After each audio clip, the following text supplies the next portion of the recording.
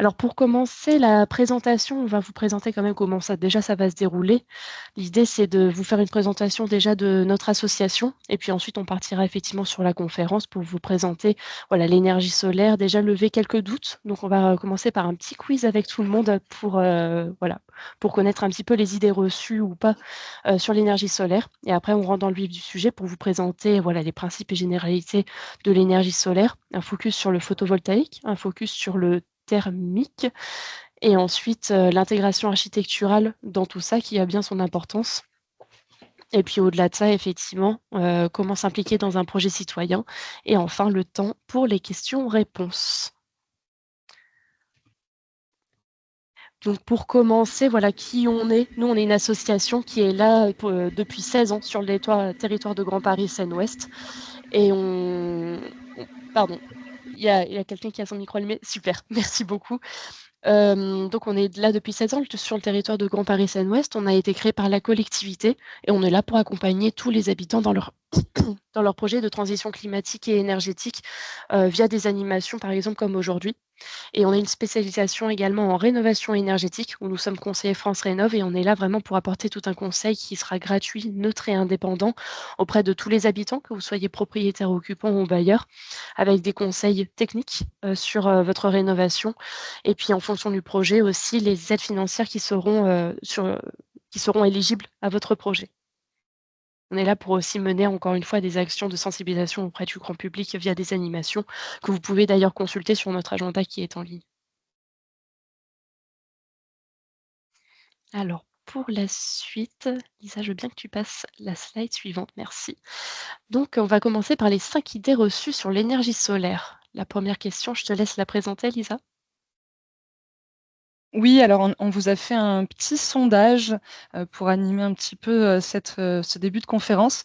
Donc vous allez voir apparaître normalement, un petit, sondage, sur votre écran. Je l'ouvre. Voilà, normalement c'est ouvert. Donc n'hésitez pas à répondre. Il y a 5 questions. On vous laisse, 1-2 minutes, donc c'est des vrais-faux. Donc vous avez, voilà, à répondre sur chacune de ces questions et puis bien sûr on en discute ensemble, juste après.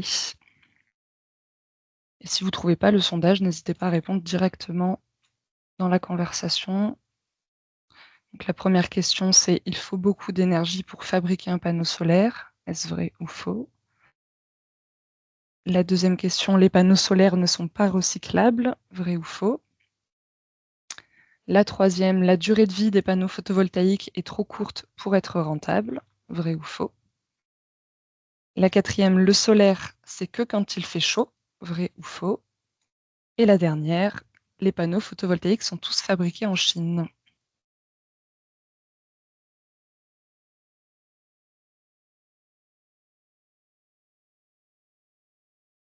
Donc j'espère que vous voyez bien tous le sondage.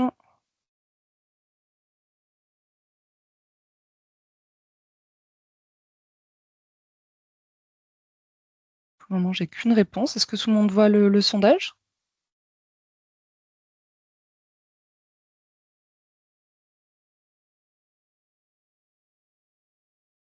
Non. Alors normalement, ça a ouvert un pop-up sur, votre écran, donc peut-être que ça a ouvert une autre fenêtre. Regardez dans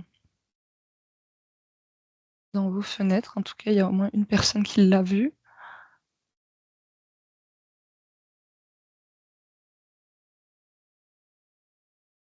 Ou en effet, du coup, dans l'onglet «Conversation» apparemment.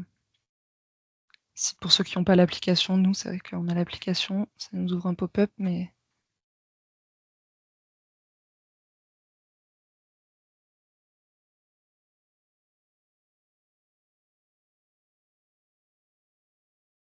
Maintenant, si ça fonctionne pas, on trouvera c'est une pas autre très grave, hein. solution. On pourra faire, quelque chose à main levée, ça fonctionnera très bien aussi. Dites-nous si vous arrivez à trouver le sondage, dans la conversation. J'ai toujours qu'une réponse, donc je suis pas sûre que c'est pas grave, on va faire, à micro ouvert, on va dire. Donc on va commencer. Hop, je laisse quand même le sondage ouvert, hein, s'il y en a qui veulent, y répondre. Donc pour rappel, la première question, pardon, si j'arrive À la faire afficher, voilà. Donc il faut beaucoup d'énergie pour fabriquer un panneau solaire.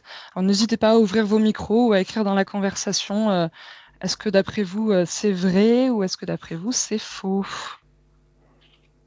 Disons, je veux bien que tu me partages un petit peu les réponses. J'ai un vrai dans la conversation. J'ai un faux. Je vais attendre un petit peu que tout le monde s'exprime avant de faire un décompte. Vous pouvez également ouvrir les micros, hein, bien sûr, pour vous exprimer.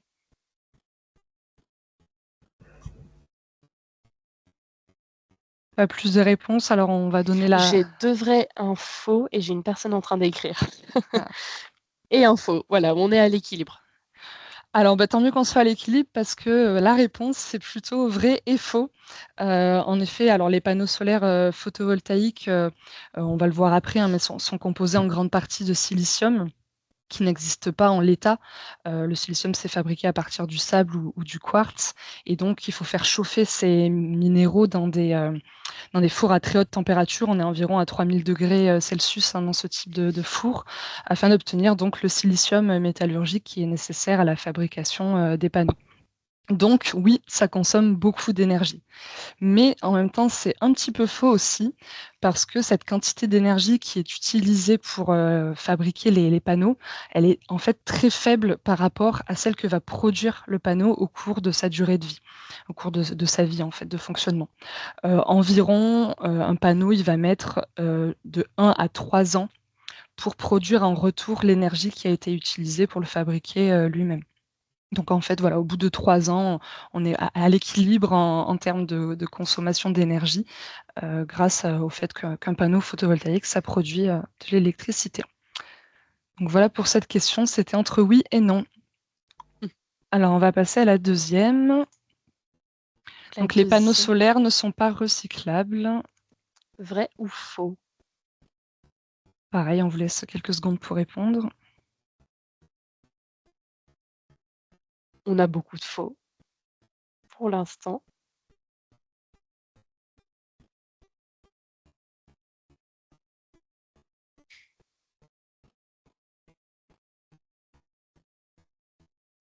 On a beaucoup de faux et un pas encore.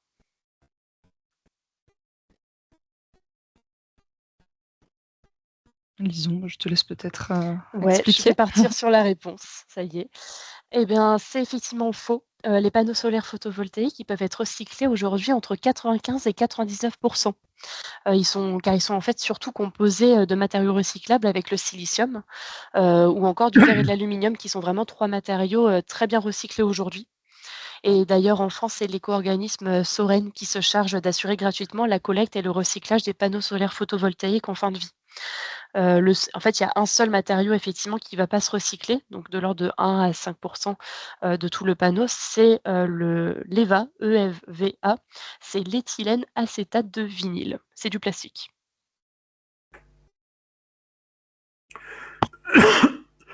Alors du coup, on va passer à la troisième idée reçue qu'on entend. Donc la durée de vie des panneaux photovoltaïques est trop courte pour être rentable. Je vous laisse nous dire si vous pensez que c'est faux ou c'est vrai.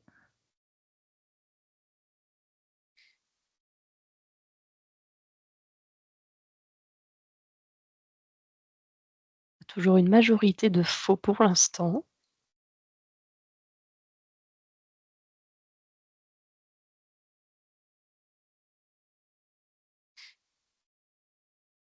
Toujours sur du faux. On est Oh, toujours sur du faux. On est resté sur du faux et là, ça n'écrit plus. Je te laisse présenter peut-être la réponse. oui, alors bon, les gens sont très bons ce soir, donc en effet, c'est Bravo. faux. C'est pourtant quelque chose qu'on entend assez souvent en conseil, mais en effet, c'est faux, hein. La durée de vie d'un panneau solaire photovoltaïque, c'est entre 30 et 35 ans. Donc ce qui est largement suffisant pour être rentable. Vous aurez des retours d'expérience après, hein, les temps de retour sur investissement, c'est plutôt autour des 10 ans. Donc voilà, c'est largement suffisant pour être rentable. Je ne sais pas si vous connaissez le refuge des Évêtes en Savoie, qui est un refuge de haute montagne, où se trouve en fait la plus ancienne installation française de panneaux photovoltaïques. Et cette installation date quand même de 1978. Donc on est sur une très vieille installation et elle produit toujours de l'électricité. Alors pas à 100% de sa puissance initiale, hein, bien sûr, mais voilà, on est autour des 50 à 60% de sa puissance initiale encore aujourd'hui. Donc oui, les panneaux solaires durent assez longtemps pour être rentables. Quatrième et avant-dernière irée Intéressant. dessus. Le solaire, c'est que quand il fait chaud. Vrai ou faux?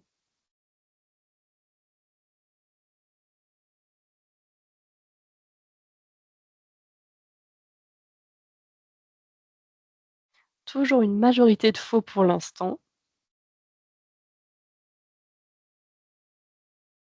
Et encore du faux.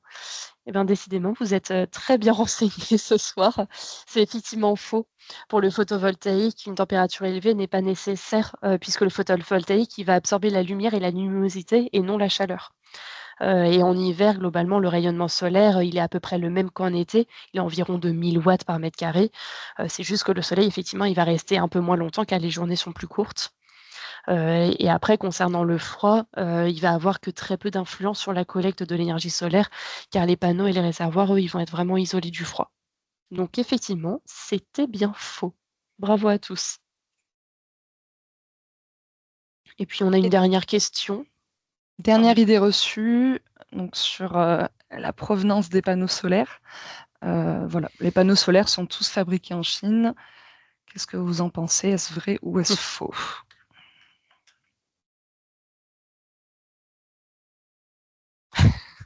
On a du faux, on a un presque vrai, on a un non mais beaucoup le sont, un quasi vrai, on change un petit peu du faux. Il y a des faux mitigés et il y a du en très grande majorité. OK, alors, en effet, c'est un vrai et un faux. Pourquoi? Parce que, le panneau, en fait, déjà, il se fabrique pas en une seule étape. Il y a un peu 3 grandes étapes. On a parlé de la première étape tout à l'heure, qui est l'obtention du silicium, métallurgique. Cette étape-là, pour les panneaux qui sont vendus en France, elle est majoritairement, réalisée en Norvège. Donc, déjà là, on n'est pas, en Chine.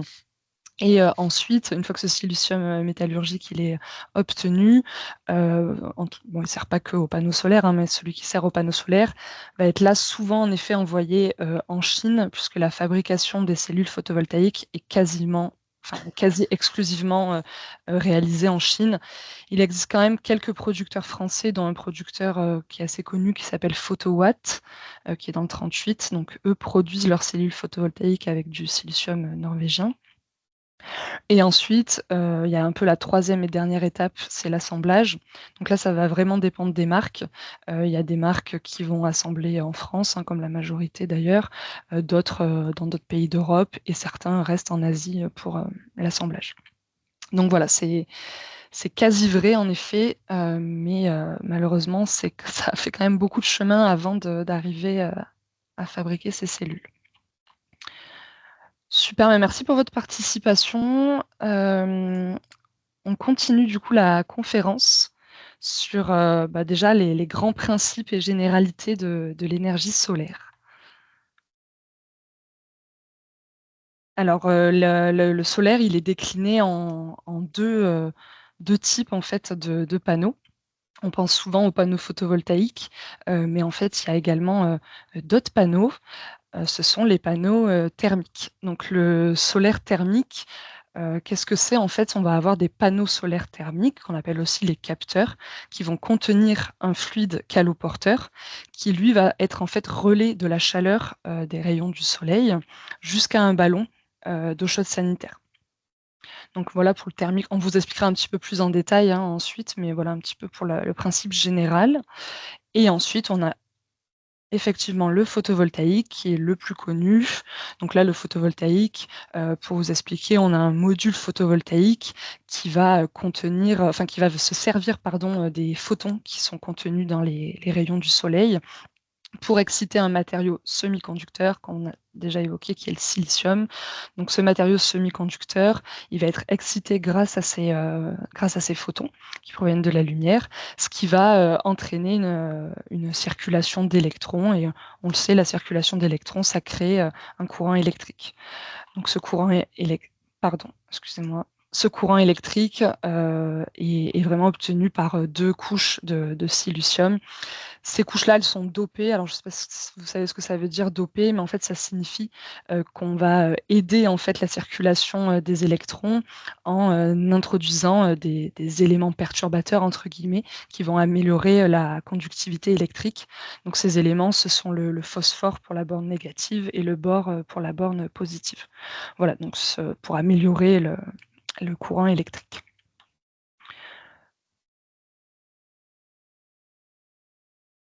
Alors ensuite, on va passer quand même à quelques notions et unités à connaître dont on va beaucoup parler là pendant la présentation.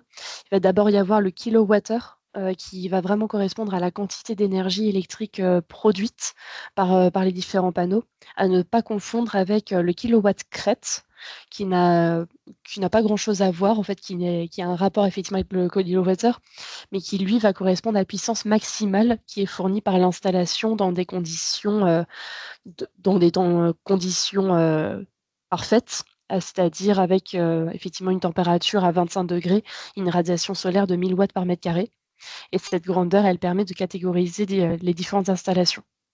Si on est plutôt sur l'installation d'un particulier ou une plus grosse installation, effectivement. Donc ça, c'était les 2 premières notions à bien avoir en tête. Et ensuite, pour dimensionner une installation, il y a quand même plusieurs choses à prendre en compte et il y a forcément l'ensoleillement. Et ça ne veut pas dire que dans le sud, ils ont beaucoup d'ensoleillement, qu'eux, ils vont produire et pas nous. Nous aussi, effectivement, on a quand même une capacité à produire de l'électricité grâce à des panneaux qui est quand même présente. Alors effectivement, c'est plus fort dans le sud comparé à nous, mais ça vaut le coup d'en installer chez nous. Ici, l'estimation donc vous avez une carte, globale de la France effectivement qui a été répertoriée en 4 grandes couleurs, mais l'estimation en tout cas productible sur GPSO, elle va être à peu près de 900 kWh par kilowatt-crête. Le productif, c'est l'estimation de la quantité d'énergie qui devrait théoriquement être produite par le système photovoltaïque en fonction de sa localisation. Pour la suite, il y a des cartes qui sont disponibles, sur notre site GPSO Énergie, dont la cartographie de GPSO avec un potentiel solaire de chaque toiture de GPSO. Donc là, vous pouvez avec votre adresse retrouver effectivement votre toiture et déjà définir un petit peu si vous avez un très bon potentiel, moyen ou faible. Après, encore une fois, il vaut mieux aussi nous recontacter là-dessus parce que cette thermographie, elle va dépendre, de certains paramètres qu'on peut, revoir au fur et à mesure du temps et puis c'est quelque chose qui a été fait il y a quand même quelques années. Donc si votre toiture a subi quelques modifications, on va dire dans les 10 dernières années, il est possible que ce soit plus trop adapté à cette carte. Et après, si certaines personnes ici nous ont rejoints et ne sont pas sur la collectivité de Grand Paris Seine-Ouest, sachez qu'il y a une cartographie également de la région qui existe. Donc, on vous donnera cette présentation à la fin de la présentation et vous pourrez cliquer dessus pour aller, effectivement voir, votre adresse, au niveau de la région Île-de-France. Il y a un dernier site, qui est un logiciel qui est accessible à tous, sur lequel vous pouvez également calculer votre potentiel solaire. Donc là, c'est pour aller plus loin. Vous allez rentrer effectivement votre consommation énergétique à l'année, vous allez rentrer l'inclinaison de votre toiture, la surface qui est disponible pour y mettre des panneaux, l'orientation de votre toiture et cetera et avec tout ça, le logiciel va calculer effectivement votre potentiel solaire.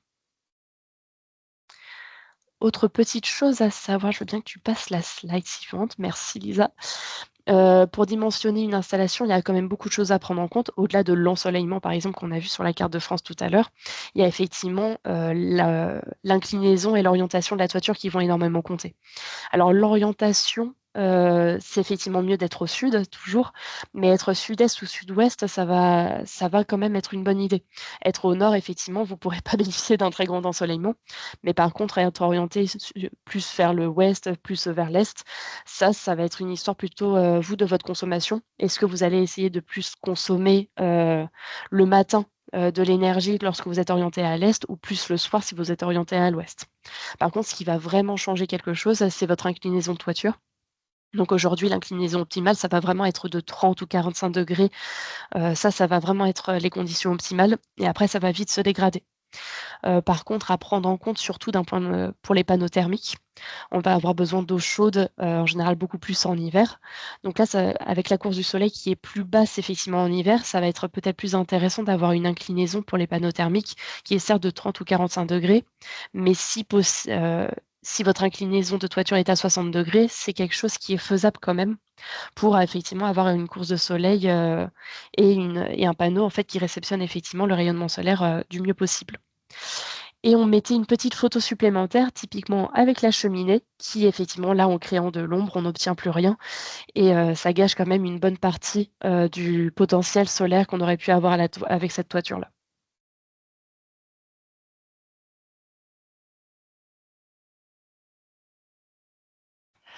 Alors maintenant qu'on a vu un petit peu les principes et les généralités du dimensionnement, que ce soit en photovoltaïque ou en thermique, on va faire un petit focus sur chacune de ces deux déclinaisons. Donc je vais commencer par le photovoltaïque. Donc de quoi est composée une installation classique de photovoltaïque? Donc, dans un premier temps, vous allez avoir en fait un ou plusieurs panneaux. En règle générale, c'est plusieurs panneaux qu'on va appeler un champ photovoltaïque. Donc, c'est vraiment l'assemblage en série de ces différents panneaux. Ensuite, vous allez avoir plusieurs boîtiers de protection.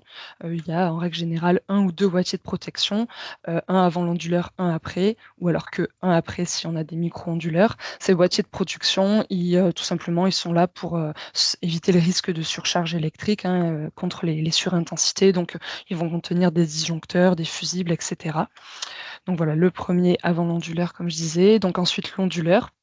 L'onduleur, il est là pour transformer le courant continu qui est produit par les panneaux en courant alternatif dont on a besoin chez nous, dans un logement. C'est possible d'avoir des micro-onduleurs. Donc dans ce cas-là, les onduleurs sont directement sous chaque panneau. Donc il y a un micro-onduleur par panneau, ou alors un onduleur pour l'ensemble du champ photovoltaïque. Dans tous les cas, il y a un deuxième boîtier de protection. Et ensuite, on a différents compteurs qui vont dépendre de si vous avez un Linky ou pas, parce que le Linky peut compter dans les deux sens. Si vous n'avez pas de Linky, bon, maintenant c'est assez rare, il faut mettre deux compteurs, un compteur de production et un compteur de consommation.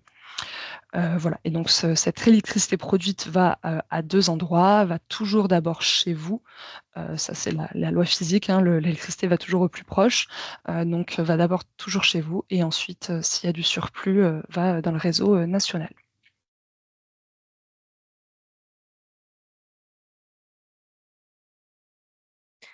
Alors pour les modèles économiques, en fait, il y en a 2 principaux. Il va y avoir, pour le photovoltaïque, donc la revente totale de votre production et puis il y aura à côté l'autoconsommation avec revente de surplus. Donc c'est 2 choix à faire au moment de l'installation. La vente totale, elle va consister en revendant totalement toute la production. Je veux bien que tu passes à la slide suivante, s'il te plaît, Lisa. On va passer à la revente totale de l'ensemble de la production. Vous n'allez pas consommer du tout votre production.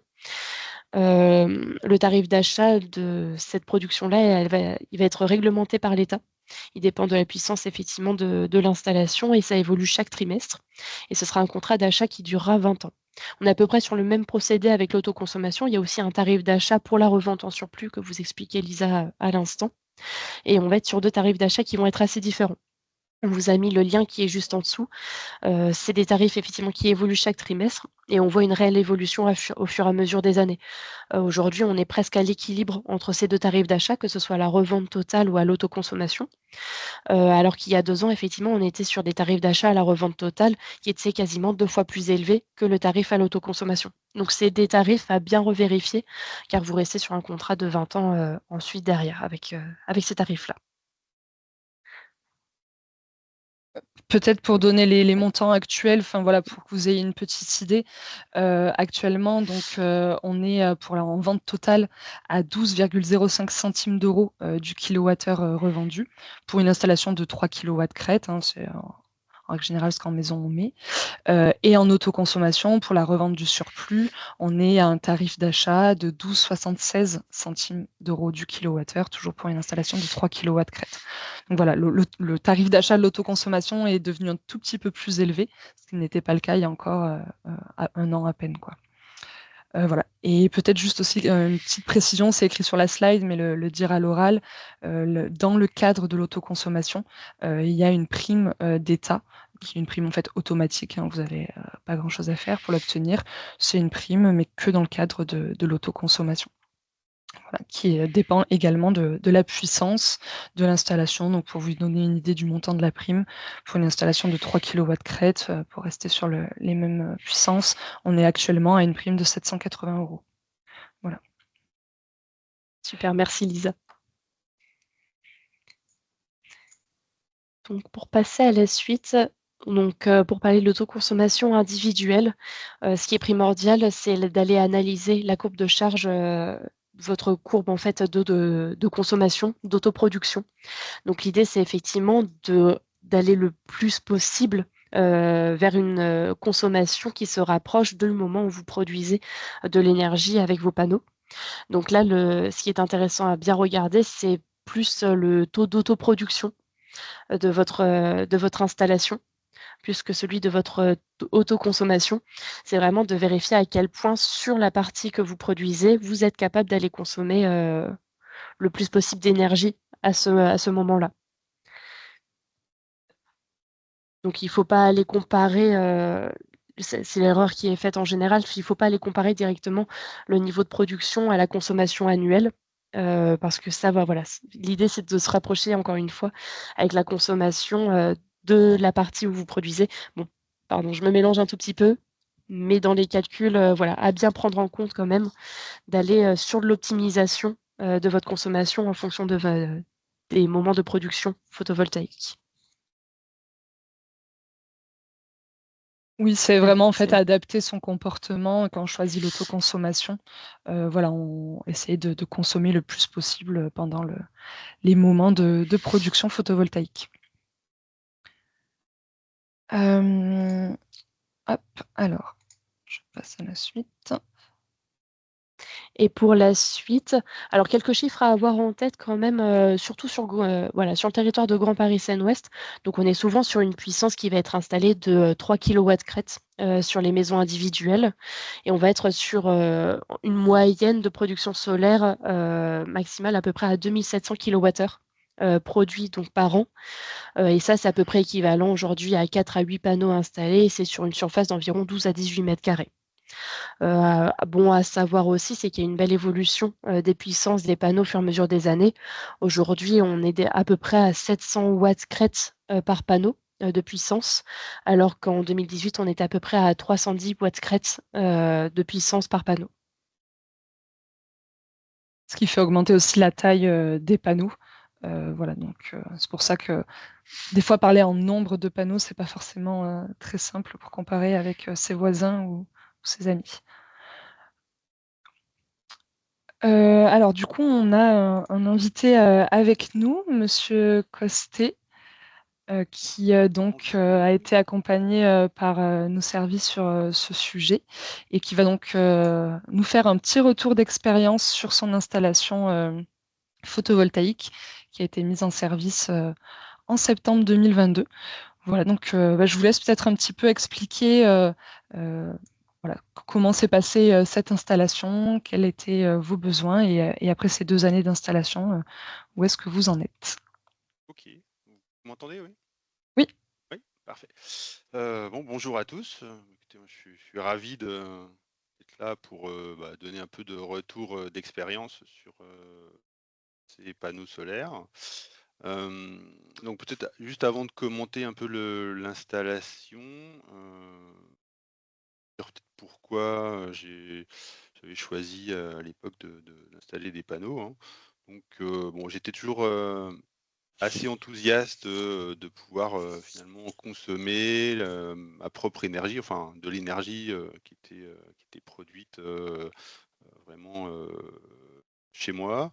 Donc, d'un côté, bien sûr, il y avait un aspect, environnemental et puis, également d'indépendance et de sécurité même, quelque part, voilà. Je trouvais ça assez sécurisant de pouvoir produire sa propre énergie, quelque part. Surtout, on va dire ce qui m'a fait aussi, sauter le pas, c'est vrai qu'en 2022, j'ai commencé à réfléchir vraiment au printemps 2022, hein, pour une installation qui a été finalisée, début septembre, 2022 et donc rappelez-vous, c'était le début de la guerre en Ukraine et où on nous parlait enfin, avec des hausses des prix de l'énergie, hein, qui ont été une réalité, même si c'était peut-être en premier lieu le gaz, mais ça a influencé également les prix de l'électricité, et puis des risques aussi potentiellement de coupure, etc. Donc c'est ça qui m'a fait, on va dire, sauter le pas, même si ça faisait, je dirais, déjà assez longtemps que je regardais et que j'en avais envie. Voilà, alors l'installation, donc c'est une installation assez classique, hein, on va dire. C'est 8 panneaux pour 3 kW crête qui sont installés, donc là vous voyez la photo, hein, sur un toit avec une pente d'environ 40 degrés, donc une orientation qui est sud-sud-ouest, plutôt une orientation avec pas trop d'ombre portée, hein. En tout cas, j'avais essayé de regarder pour que ce soit le minimal. Au-delà des panneaux, c'est des micro-onduleurs qui ont été installés. Donc, en fait, il y a deux possibilités. Soit vous avez un onduleur central, et donc c'est de l'électricité en courant continu qui est acheminée depuis les panneaux vers l'onduleur. Soit vous avez des micro-onduleurs qui sont situés au niveau de chacun des panneaux et qui vont transformer les panneaux en courant alternatif. Et après, vous allez transporter du courant alternatif. Donc l'intérêt des micro-onduleurs, en tout cas que j'ai trouvé, c'est déjà en termes de durée de vie. La durée de vie est plus importante qu'un onduleur central, puisqu'on a une durée de vie, de garantie qui est assez proche de la durée de vie des panneaux, donc assez longue, ce qui n'est pas forcément le cas d'un onduleur central, hein, qu'il faudra remplacer sans doute en cours de vie. Et puis en cas d'ombre portée aussi, il y a un avantage avec les micro-onduleurs, c'est que si vous avez de l'ombre sur un panneau, plutôt que de pénaliser l'intégralité de l'installation, ce qui est le cas avec un onduleur central, vous allez pénaliser uniquement le panneau sur lequel il y a de l'ombre. Et donc ça peut avoir des effets, notamment s'il y a une cheminée avec certaines angles que vous n'aviez pas vues, etc. Ou pour mon cas, une tour d'une trentaine d'étages à 300 mètres de chez moi, mais qui l'été, plein ouest en fait, mais qui l'été me coupe un petit peu de durée de soleil en toute fin de journée. Donc voilà, après en termes de production, je suis assez content parce que je suis un peu, a priori, au-dessus des standards annoncés. Sur les 2 années, en moyenne, j'ai eu 3,1 mégawattheures de production, donc 3100 kWh en moyenne annuelle, avec une autoconsommation d'à peu près, donc oui, je suis pas en vente totale, hein, je suis en autoconsommation, c'est vraiment ça qui m'intéressait. Je n'étais pas du tout intéressé par la vente totale parce qu'il n'y a pas cette composante supplémentaire de consommer sa propre électricité. Et donc une autoconsommation de 1,4 mégawattheure en moyenne par année. Alors, du coup, je reviendrai peut-être, c'est vrai qu'on n'a pas le taux d'autoconsommation et un taux d'autoconsommation, j'ai beaucoup regardé ça en fait dans l'analyse du dimensionnement dans les réflexions que j'ai eues avant l'installation. Peut-être juste dire sur la production. Alors là, je vous ai donné une moyenne, mais quand j'ai regardé, en fait, la première année, j'étais quasiment à 3,4 mégawattheures de production. Par contre, l'année dernière, là, qui a été un peu moins ensoleillée, on va dire, en tout cas sur la région parisienne, j'étais plutôt à 2,7, 2,8 mégawattheures, quoi. Voilà, donc il y a quand même, d'une année sur l'autre, il peut y avoir des variations de production. Alors après, en termes économiques, hein, pour donner une idée, après subvention, donc le coût est d'un peu plus 5 500 €, relativement honnête, avec grosso modo un peu plus de 300 € d'économie en moyenne annuelle sur la facture d'électricité. Donc ça, c'est vraiment l'autoconsommation. Et puis une revente de surplus qui représente à peu près 170 € par an. Moyenne. Donc ce qui fait un taux de retour sur investissement sans tenir compte de variations de prix de l'électricité. Si on prend les prix d'aujourd'hui et qu'on regarde ça, enfin les prix moyens des 2 dernières années plutôt, ça nous fait un retour sur investissement en 11 à 12 ans. Voilà, sachant que moi, dans mes estimations, avant de commencer, j'étais plutôt sur 13 ans. J'avais estimé plutôt un retour sur investissement de l'ordre de 13 ans. Et sachant que c'est potentiellement assez conservateur, puisque on peut imaginer que le prix de l'électricité, en moyenne sur une longue période, va plutôt avoir tendance à monter. Alors, il a beaucoup monté les dernières années, il va peut-être rebaisser un peu, mais globalement, en moyenne, on peut prendre des hypothèses de variation, d'une légère hausse de l'électricité tous les ans, ce qui vient encore à réduire l'amortissement et le nombre d'années qu'il faut pour rentabiliser, pour atteindre le point mort de l'installation.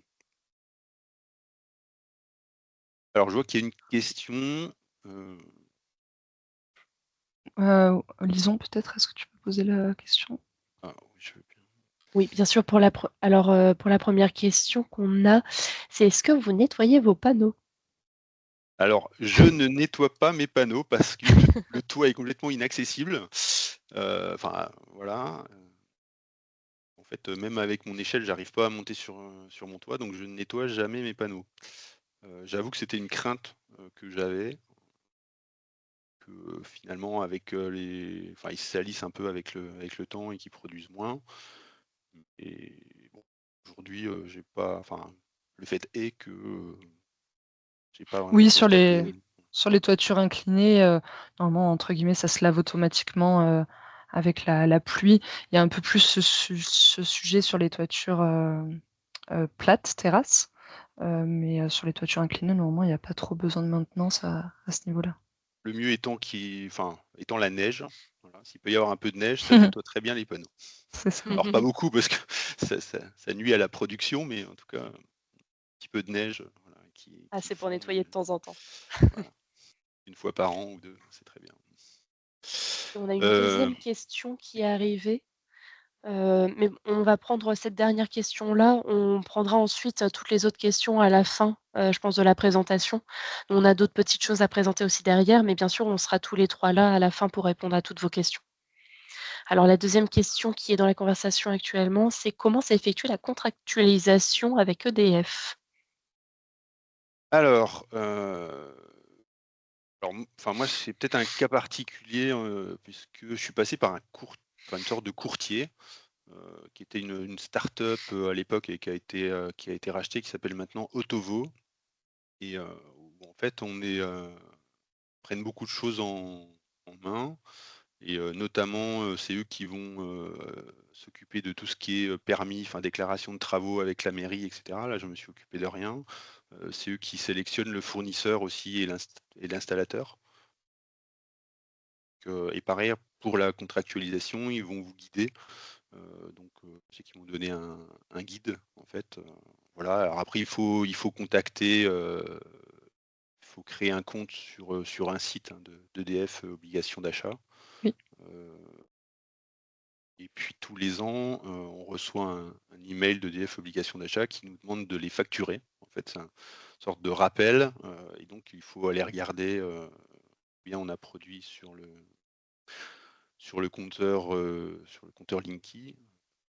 Il y a on voit l'injection en fait, l'injection dans le réseau et on donne ce numéro, sur la facture et donc à partir de là, donc ça c'est quelque chose que j'ai fait, il y a 1 semaine et donc 1 mois après, donc ils ont validé la facture et donc je serai réglé, le mois prochain. Oui, voilà, en fait, il y a un seul fournisseur, enfin un seul, oui, fournisseur d'énergie qui, achète, c'est EDF Obligation d'achat, qui est une filiale, d'EDF et du coup, il faut passer un contrat avec eux en créant un compte sur leur site internet. Voilà, c'est Vous, 20 ça ans, s'est ça dure peut-être... 20 ans. Ouais, ça dure 20 ans. Alors, c'est en règle générale la partie qui est la plus longue. Vous, ça s'est bien passé, mais c'est en règle générale les retours des habitants qu'on a, c'est que c'est cette partie finalement qui est la plus longue, c'est comprendre comment fonctionne ce site et signer le contrat. Alors Vous me c'est disant vrai que ça avait qu'entre le été rapide, moment, hein. ouais, alors entre le moment où on commence et ils étalent, en fait, ils nous expliquent que de toute façon, il va rien se passer avant 1 an qu'on fasse la première facture. Donc en effet, faut pas être pressé parce que ils mettent plusieurs mois pour passer toutes les étapes. Mm. Et Et après, en en fait, effet, il y a c'est que 1 ou 2 mois avant la fin de la première année finalement qu'ils finalisent ouais. tout, quoi. Et après, en effet, ce truc un peu rigolo, que c'est, enfin, étrange, on va dire que c'est vous qui devez dire combien vous avez réinjecté dans le réseau et donc faire votre facture. Voilà, eux versent après. Ce principe-là dont vous avez parlé de Autovo, c'est assez courant en fait, hein. Il y en a énormément qui passent par ça. Il y en a d'autres, hein, pour citer. Il y a aussi Sonology, qui est un des plus connus aussi. Voilà, c'est des entreprises qui s'engagent à s'occuper de tout pour vous, que ce soit les déclarations préalables de travaux et tout ce qui est également mise en service avec Enedis, etc. Et du coup, sur le timing, je crois que j'avais dû contractualiser donc avec eux fin avril de 2022 pour un début de production début septembre 2022. Et sachant, je crois qu'ils avaient, enfin, ils avaient eu des petits sujets avec la mairie, ils avaient Oui. perdu un peu de temps. Voilà. Ouais, c'est pas simple. On parlera d'intégration architecturale après, mais vous, voilà, vous avez réussi à mettre en haut de la toiture, ce qui n'est pas forcément tout le temps Alors en accepté. fait, ouais, enfin pour le coup, depuis la rue, ils sont invisibles mes panneaux parce qu'ils sont Ouais, côté intérieur et donc il y a que mes voisins de derrière qui voient mes panneaux. Même moi, je peux pas les voir depuis chez moi et depuis la rue. Donc c'est pas méga pratique. Enfin, ça permet de faire connaissance avec des voisins pour, euh, pour voir ces panneaux. Mais, alors on avait également mis des petites courbes parce qu'en fait, là, oui. en règle générale, enfin, tout le monde a des applications, hein. Donc voilà, je vous Voilà, laisse donc les là c'est un commenter système peut-être. en phase, voilà, comme les micro-onduleurs, c'est de marque en phase. En fait, le système, je sais pas comment on appelle ça, mais le cerveau central, on va dire, de l'installation, donc c'est aussi en phase, donc avec une application de la même marque. Là, j'avais juste mis pour illustrer donc une journée le 17 janvier 2023, qui est la journée de la plus faible production que j'ai eue en 2 ans. Voilà, c'est le mois de janvier, les journées sont courtes, et là, je pense qu'il va y avoir un épais brouillard toute la journée pour une production donc, qui n'a été que de 0,5 kWh. Ceux qui mettent des panneaux solaires en hiver pour un radiateur électrique, c'est pas efficace. Même si vous en mettez beaucoup, ça sert pas à grand chose. Par contre, voilà, je vous ai mis une journée typique, on va dire, de production, donc là au mois de juin cette année, où on voit, quand c'est un grand soleil toute la journée, on voit vraiment la belle courbe, hein, la belle sinusoïde. Là, vous voyez qu'il y avait eu quelques nuages en fait. On voit les pics dans la production. Et puis en orange, vous voyez la consommation. Et donc là, c'est tout l'intérêt d'être en autoconsommation. C'est que plus vous autoconsommez, plus vous allez rentabiliser rapidement votre système. Puisque pour ce qui est de mon cas à l'époque, donc j'ai signé un prix de revente à 10 centimes du kilowattheure. Et les prix aujourd'hui de l'électricité, voilà, quand je l'achète, on va être grosso modo entre 0,20 et 0,25 centimes du kilowattheure. Donc j'ai tout intérêt à autoconsommer, parce que je gagne quelque chose comme 0,20, 0,25, plutôt que de revendre du surplus où je vais gagner que 0,10. C'est 2 fois plus rentable d'autoconsommer. Donc pour ça, c'est vrai qu'on prend des habitudes, c'est-à-dire que on va lancer ces machines à laver quand il fait beau, de préférence l'après-midi. Pareil pour le lave-vaisselle, enfin, en tout cas pour ce qui me concerne.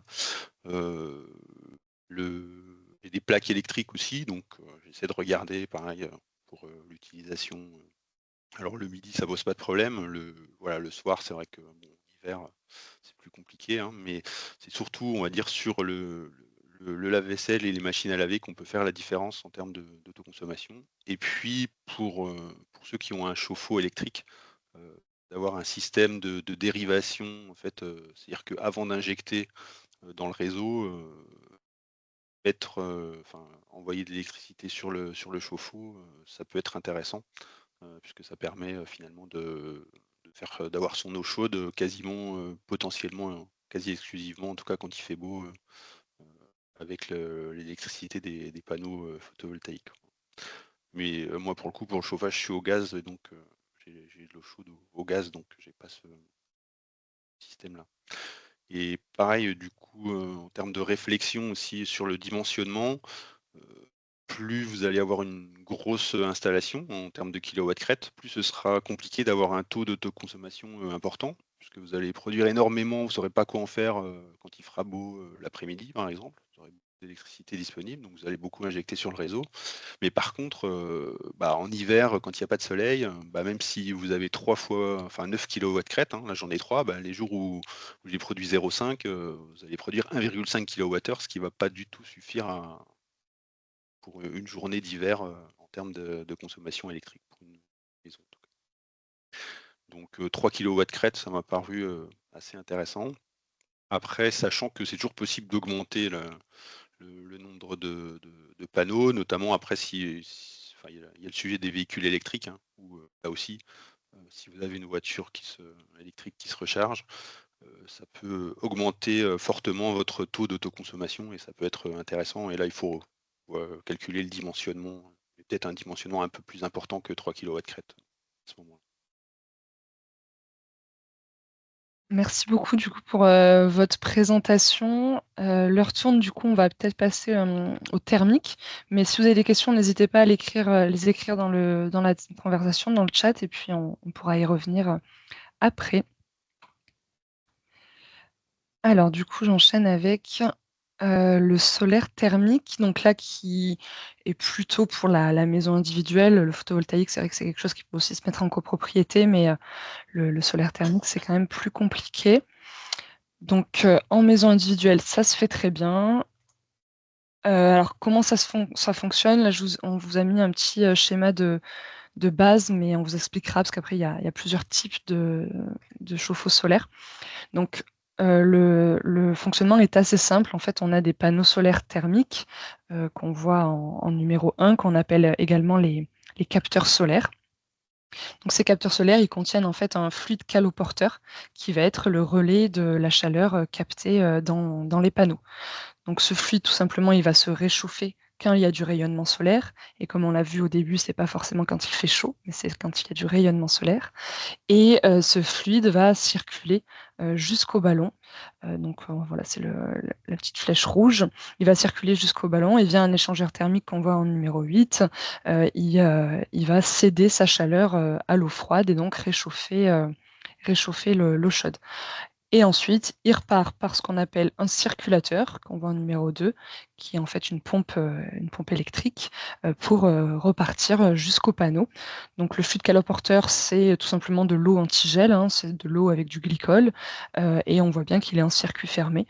Donc il n'y a pas besoin de remettre, ça aussi c'est souvent une idée reçue, il n'y a pas besoin de remettre d'eau glycolée, dans les panneaux. Alors en 3, bon, c'est le ballon de stockage.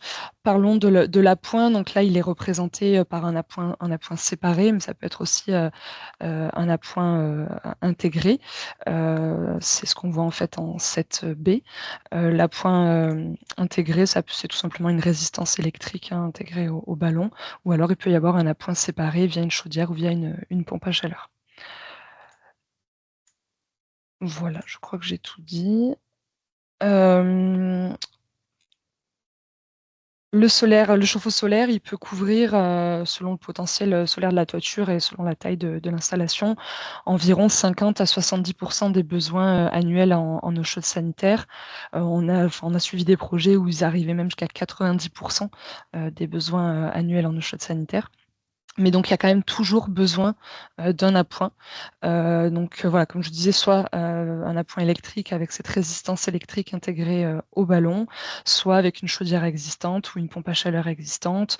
Voilà, que ce soit une chaudière gaz, une chaudière bois, une chaudière électrique ou une pompe à chaleur, ça peut être intégré au système.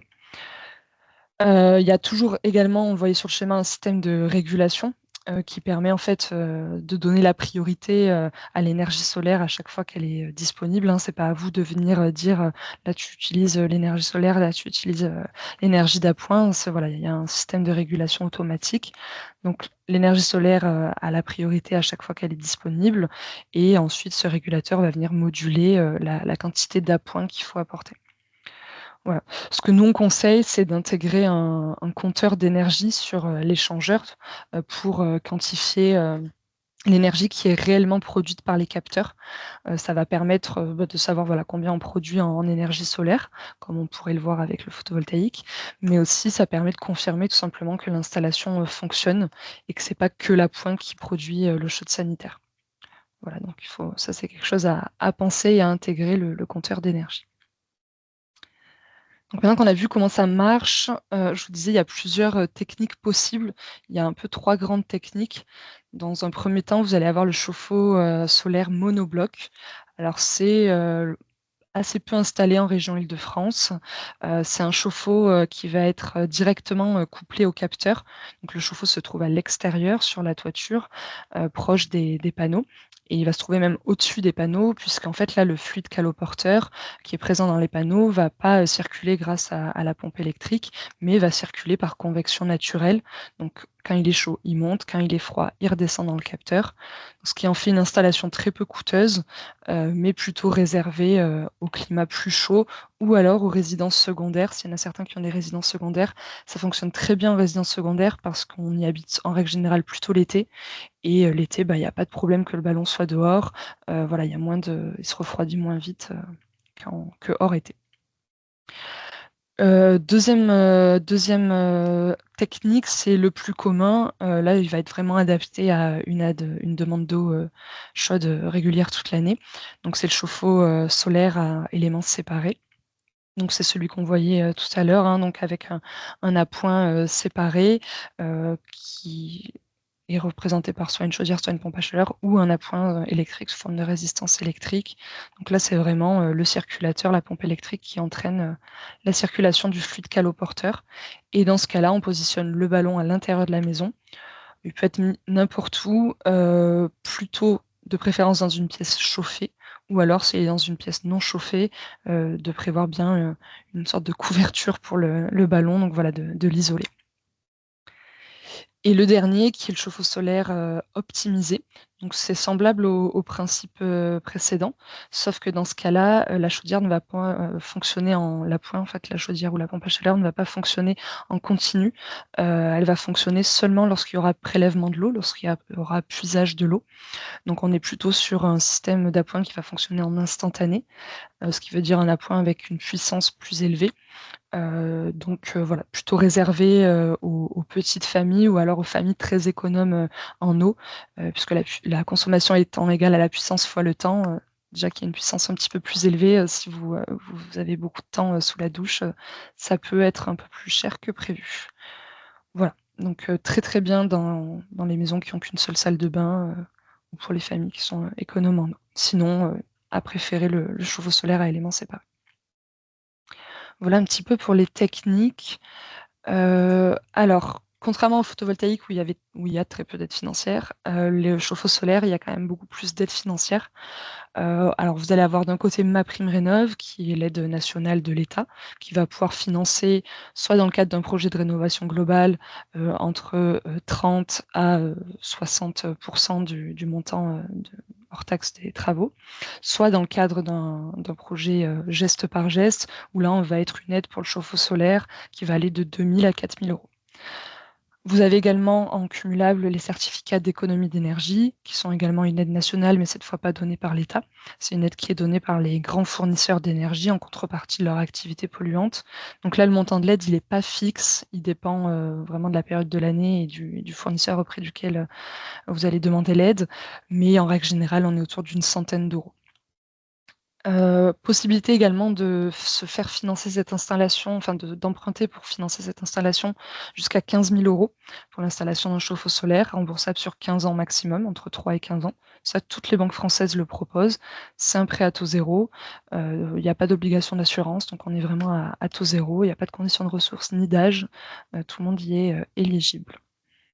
Et enfin, il y a une petite aide locale pour le chauffe-eau solaire, qui est une aide de 800 €, donc une aide de Grand Paris Seine-Ouest de 800 €. Petit spoiler, elle va augmenter très fortement à partir de janvier 2025. On sera autour des 30 % du montant hors taxe des travaux. Et il faut savoir que les villes de Sèvres et de Chaville donnent également une aide pour les chauffe-eau solaires, qui est une aide de 800 €. Voilà, que ce soit pour Sèvres ou pour Chaville. Donc voilà un petit peu pour les aides financières. Alors, on va parler maintenant intégration architecturale, parce que comme monsieur Costet nous l'a dit, voilà, ça peut être un vrai sujet, en tout cas, ça peut faire retarder, les projets avec les allers-retours lors de la déclaration préalable.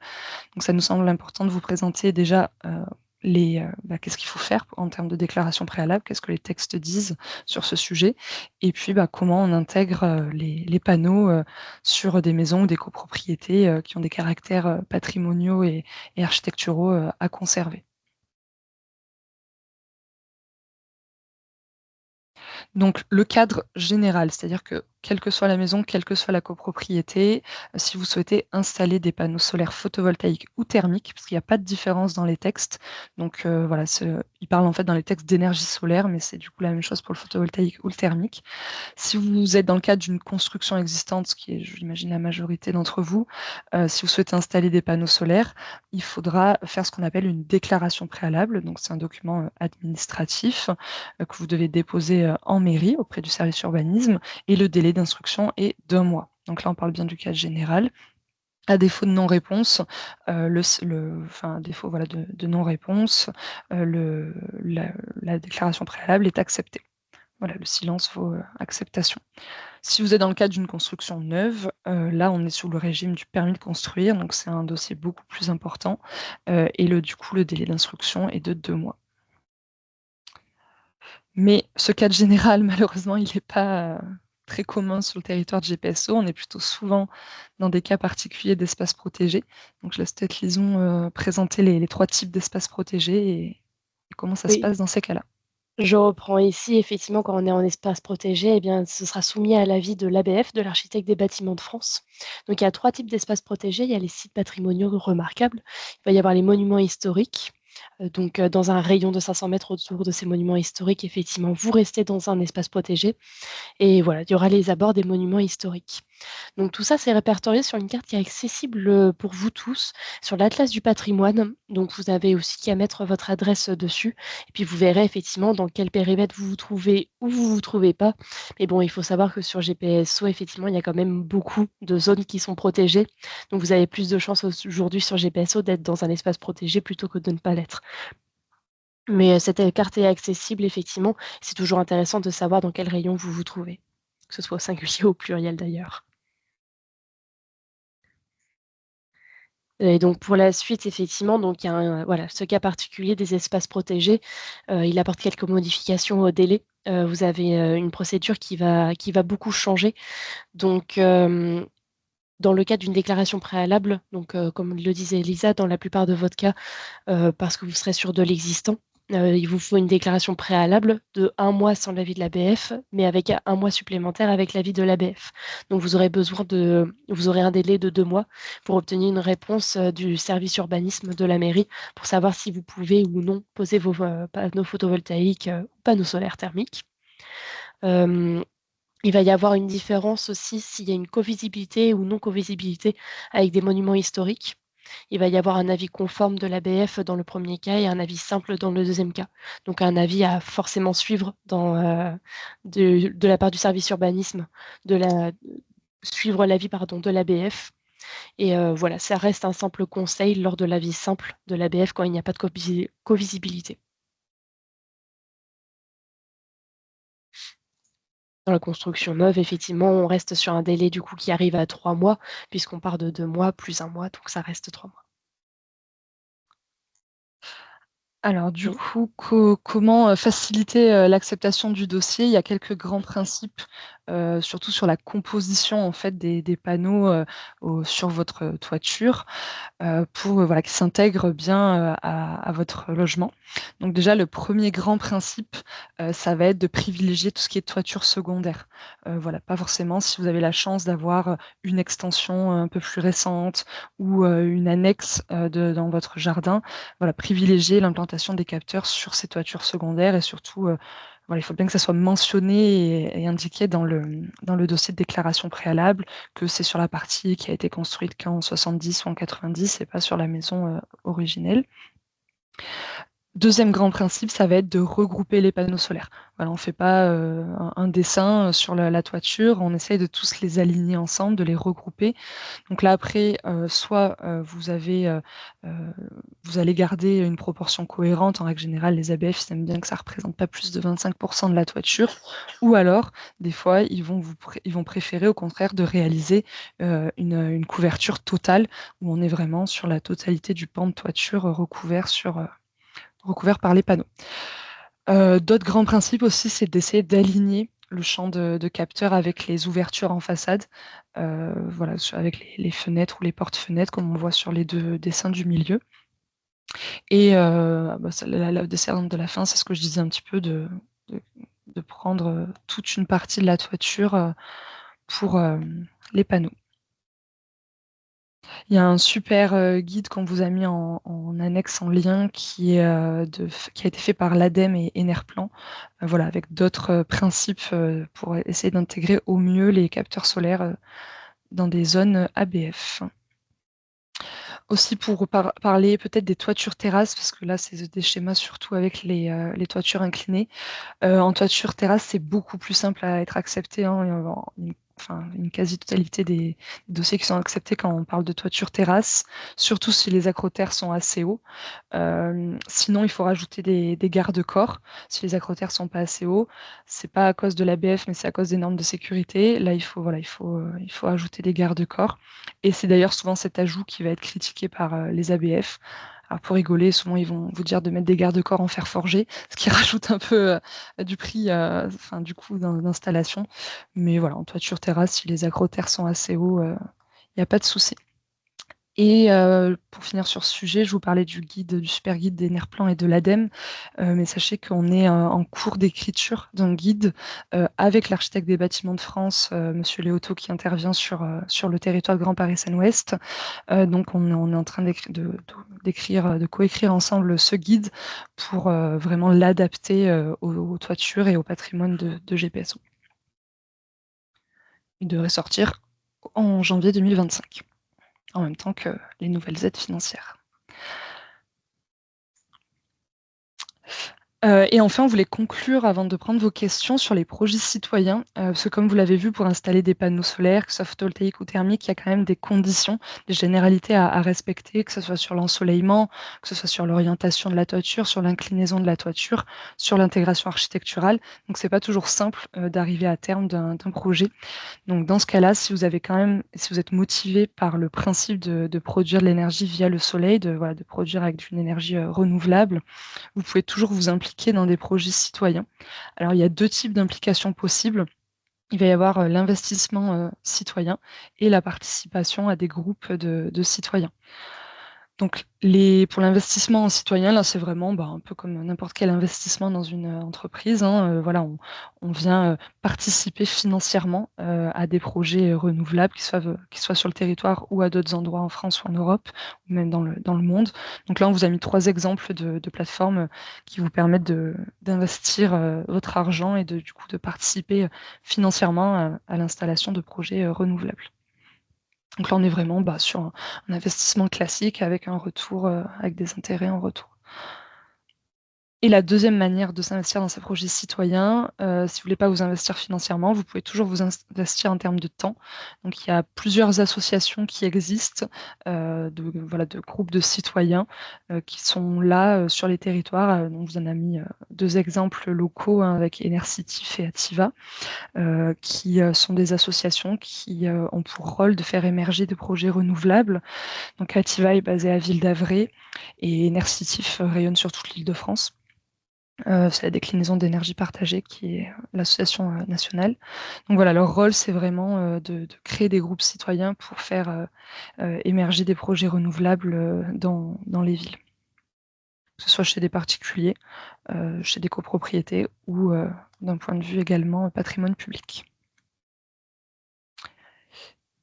Et voilà, on en a fini avec notre petite présentation. Donc maintenant, vous avez la parole. Donc on est là pour répondre à vos questions. Je ne sais pas s'il y a déjà des questions dans le chat. Il y a eu des petites conversations, des petites questions dans la conversation. Alors, il y en a eu une tout à l'heure pendant que Monsieur Costet parlait, à laquelle on n'a pas encore répondu. Donc, ce sera plutôt pour vous. Ça concernait le surplus. Est-ce que vous êtes payé tous les mois pour cette revente en surplus? On vous Puisqu'on entend vous pas. entend pas, le micro est coupé. Voilà, c'est C'est bon. mieux. Pardon. Donc, non, en fait, on facture une fois par an, on est payé une fois par an. C'est ça. Bon, pas tous les mois. Et comme on disait, c'est vraiment le producteur, donc le particulier qui facture à EDF. Donc, entre guillemets, si vous oubliez de facturer, vous ne serez pas payé. Alors, dans les autres questions pour la suite, on avait dans le contrat de 20 ans avec EDF, comment est révisé le prix de revente à EDF? Est-il indexé sur le prix d'achat dans le temps? Alors, bon, vous allez compléter peut-être ce que je vais dire. Jusqu'à novembre 2022, c'était un prix fixe pour les 20 ans. Donc, moi, j'ai signé en fait pour 10 centimes du kilowattheure vendu pendant 20 ans. Mais après, il y a une nouvelle loi qui est passée, je crois, et il y a une indexation du prix de rachat sur je sais pas quoi Sur exactement d'ailleurs. l'inflation, en gros, Voilà. mais enfin, c'est très très minime, hein. Voilà, enfin, je ne saurais même pas vous dire quel pourcentage ça représente, parce que c'est un calcul très compliqué, mais c'est assez minime. Ouais, et surtout, bah, le prix de rachat a pas mal augmenté d'un coup, Voilà. puisqu'on est passé de 10 centimes à 13 centimes. Donc ça fait 30% quand même d'écart, donc c'est pas neutre. Voilà. Alors Mm. parallèlement, je crois que les aides ont baissé un peu, parce que moi je crois que j'ai eu un peu plus d'aides que ce qui se fait maintenant, mais bon, voilà, c'est compensé aujourd'hui par le prix de rachat qui est plus élevé et donc qui permet de rentabiliser par ailleurs plus rapidement. Ouais. Super, merci. Alors, dans les autres questions, parce qu'il y en a plusieurs, en solaire thermique, quelles sont les durées de vie des capteurs d'un côté et du ballon solaire de l'autre? Alors, bah, pour le ballon, c'est la même durée de vie qu'un ballon classique, hein, enfin, voilà, une trentaine d'années, quoi. Quelles sont les durées de vie des capteurs? Bah, là, pour le coup, c'est pareil que les panneaux solaires photovoltaïques. Donc, pareil, une trentaine d'années. Alors, pour la suite, avantage du solaire thermique versus autoconsommation alimentant un cumulus. Ça, c'est toujours un peu la question. Pour moi, c'est 2 projets différents. Non, je pense que quand même le solaire thermique a plus d'avantages parce que le cumulus électrique, il a de base une efficacité énergétique plus faible. Donc, bah, à voir, peut-être qu'il y a des cumulus électriques qui ont des très bonnes efficacités énergétiques, mais je pense que le solaire thermique est quand même plus avantageux. Alors, pour la suite, on a plusieurs questions qui arrivent au fur et à mesure. Alors, vous n'avez pas parlé des panneaux hybrides, qu'en pensez-vous? Alors les panneaux hybrides, pour du coup définir rapidement, c'est les panneaux qui permettent de faire les 2, donc le photovoltaïque et le thermique. On a très peu d'expérience, on a suivi un habitant qui a installé ça, mais en fait on a très peu d'expérience sur ces panneaux-là, donc moi personnellement je me prononcerai pas trop. S'il y en a dans l'assemblée qui ont ce type d'installation, voilà, n'hésitez pas. Mais ouais, moi je pourrais pas trop me prononcer sur ce sujet. Désolée. Alors après... J'attendais de voir si quelqu'un se prononçait. Ah On oui. peut directement passer à la suite. Alors, est-ce qu'on paie des impôts sur la vente du surplus? Si vous restez en dessous des 3 kW crête de puissance, non. Après, oui. Et le stockage de la production pour la consommer plus tard, est-ce intéressant? Alors oui, ça peut être intéressant. Je ne sais pas si certains avaient participé à notre conférence d'il y a 1 an et demi. On avait fait le même type de conférence en février 2023 et on avait un habitant, Monsieur Piochot, à Issy-les-Moulineaux, qui nous avait fait son retour d'expérience, qui lui a une installation avec batterie. Et en effet, il a un taux d'indépendance un petit peu plus élevé que sans batterie. Donc voilà, ça permet quand même, dans le cadre de l'autoconsommation, en revente totale, bien sûr, ça n'a aucun intérêt, mais dans le cadre de l'autoconsommation, ça permet d'augmenter quand même son taux d'indépendance. C'est vrai que ça permet d'augmenter le taux d'autoconsommation, Ouais. mais aujourd'hui, enfin, en tout cas, moi, de ce que j'ai vu des prix des Ça coûte batteries, très c'est pas cher. rentable. Ouais. Voilà, après, Financièrement, c'est c'est ça. pas rentable. Ça Pas dépend, je me encore rappelle plus, rentable. je me rappelle plus voilà, la question c'était est-ce intéressant pour l'auto d'indépendance? Oui, c'est intéressant. Pour si c'est une rentabilité financière que vous cherchez, c'est pas encore très rentable. C'est des coûts assez élevés, ouais, les batteries. Alors, il y a une question qui a été reposée. Alors, je zappe 2 petites questions, mais c'est en lien avec ce qu'on disait, c'est quel type de batterie? Voilà. Alors ça, je Je sais saurais pas. pas dire. Je sais pas dans quel sens vous voulez dire, quel type de batterie. Si vous voulez prendre la parole pour poser votre question, n'hésitez pas. Je peux peut-être vous montrer. Donc, c'est peut-être batterie lithium, batterie, enfin, ou Ah, les, ça, je voilà. vous avoue, je sais pas du tout. C'est vrai que les plus pratiques, c'est quand même les batteries lithium aujourd'hui ou fer phosphate. Enfin, voilà, mais ça reste cher, quoi. Donc, Mm. Je vais déjà vous montrer la photo de l'installation de Monsieur Piochot pour que vous vous rendez compte, parce Alors que là, ce on qui est voit que ton problématique. écran d'accueil. Oui, oui, j'arrive. C'est bon, Ce super. qui est aussi souvent, ce qui repousse un petit peu, c'est la place que ça prend. Vous allez voir, hop, voilà. Donc ça, c'est l'installation de Monsieur Piochot. Donc ça, c'est ce qu'il a dans son entrée. Donc vous avez, lui, il a un onduleur unique, hein, contrairement à Monsieur Costet qui a des micro-onduleurs. Là, on est sur l'onduleur unique et on voit les 2 batteries. Il a 2 batteries, les blanches, là, c'est les batteries, hein. Donc ça prend quand même pas mal de place aussi. Mais alors après, vous dire quel type de batterie c'est, je sais pas trop. après, il faut savoir que on commence à avoir des véhicules électriques aussi avec des possibilités d'utiliser les batteries de la voiture pour, enfin, d'utiliser l'énergie stockée dans les batteries de la voiture pour alimenter la maison. Euh, alors, Et à pareil. l'inverse, c'est-à-dire injecter Et, son... alors inversement, il n'y a pas de Ouais, problème, oui, injecter de l'électricité des panneaux solaires dans les batteries, ouais. dans les batteries, ça se fait. Il suffit d'avoir un petit boîtier qui permet de faire ça. Mais dans l'autre sens, voilà, ça peut, plutôt que de racheter des batteries, ça peut être euh, possible d'utiliser les batteries des véhicules, mais c'est que les véhicules récents, en fait. Aujourd'hui, il y a assez peu de véhicules qui permettent ça encore. Puis après, en termes de rentabilité, bah, vous allez dégrader les batteries de votre voiture plus rapidement, donc je ne sais pas si c'est forcément intéressant d'un point de vue financier Mm. non plus encore. Ouais, tout à fait. Est-ce qu'on a Alors, d'autres questions? oui, on a une autre question notamment. Vous avez dit que le solaire thermique ne se faisait pas en copropriété. Pourquoi? Parce que c'est beaucoup plus compliqué en copropriété. Alors déjà, bien sûr, on enlève tous ceux qui sont en copropriété, production d'eau chaude sanitaire individuelle. Ça, c'est impossible. Pour la production d'eau chaude sanitaire collective, ça pourrait se réfléchir. Nous, en tout cas, à l'agence, on n'a jamais suivi de projet de ce type. Mais voilà, en tout cas, c'est très peu faisable. Et puis après, bah, c'est le monde de la copropriété aussi, hein. C'est compliqué de faire accepter ce type d'installation. Et on a une dernière question qui est arrivée. Ça revient sur les batteries de ce qu'on disait tout à l'heure. A-t-on avantage à stocker sur batterie sa production électrique? Et si oui, quelle capacité? Bon, bah, je vais peut-être vous Ça partager reprend. le Ouais, retour d'expérience de Monsieur ça vaut Piochot peut-être le complet. coup. Alors, je reviens du coup. Hop. Vous aurez tout ça aussi en... Hop. Voilà. Alors, donc ça, c'est l'installation de Monsieur Piochot.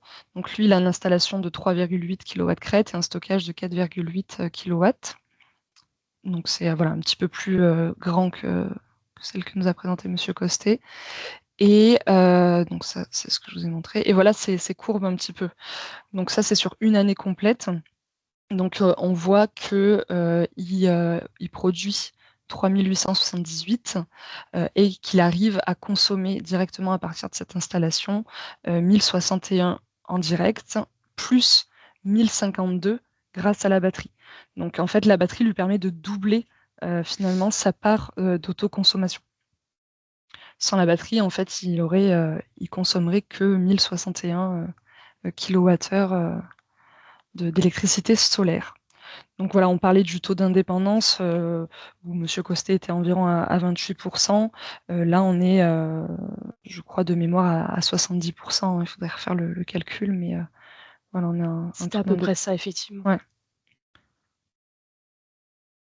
Donc oui, ça peut servir, mais il faut après aussi accepter l'investissement financier de départ. Qui double Par à peu contre, près le coût de oui, l'installation, quand même, sans batterie. juste préciser quelque chose, c'est vrai que si on met pas de batterie, en fait, s'il y a une coupure EDF, même si on a des panneaux, on peut pas utiliser le courant, en fait. Ça coupe, ça coupe au disjoncteur, et donc c'est couplé pour des raisons de sécurité. Alors qu'avoir des batteries, ça permet, en cas de coupure réseau, d'avoir une certaine autonomie, quoi. Alors, en région parisienne, c'est pas forcément, voilà, ça arrive pas souvent, mais c'est vrai que dans les lieux Oui, un peu plus reculés, ça peut être intéressant. oui, c'est vrai que voilà, on n'est pas indépendant sans batterie du réseau national, quoi. Et des problématiques du coup. Donc voilà, vous aurez ces 2 retours d'expérience du coup dans le PowerPoint final. Alors, on n'a pas eu d'autres questions qui est apparues depuis tout à l'heure. Est-ce que quelqu'un a une question à poser, soit par écrit, soit à l'oral, en ouvrant les micros? C'est encore le moment.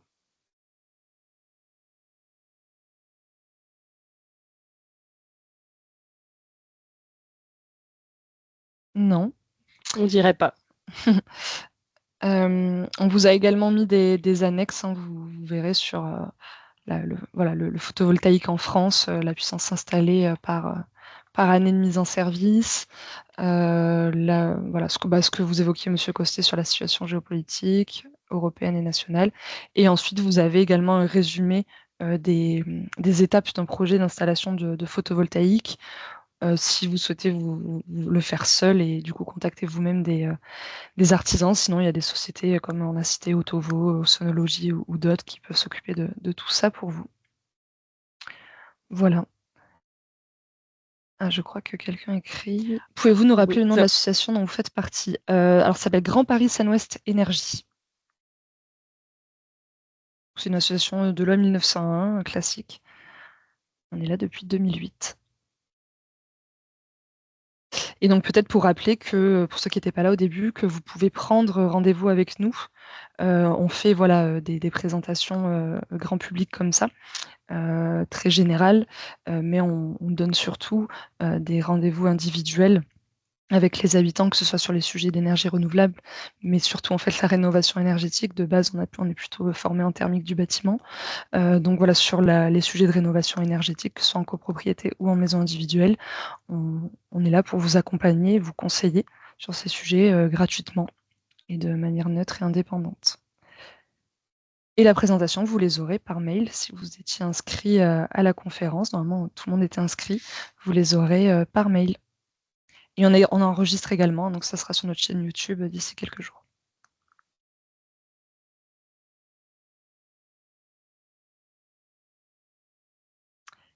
société Urbanis par rapport à nous, qui c'est alors la société Urbanis, c'est ce qu'on appelle un opérateur, donc c'est également un espace conseil France Rénov', mais qui est missionné par la collectivité, donc GPSO, pour accompagner un certain public. Donc le Urbanis, par exemple, sur GPSO, accompagne seulement les propriétaires modestes et très modestes. Voilà. Mais en fait, on fait exactement le même travail. C'est également un espace conseil France Rénov'.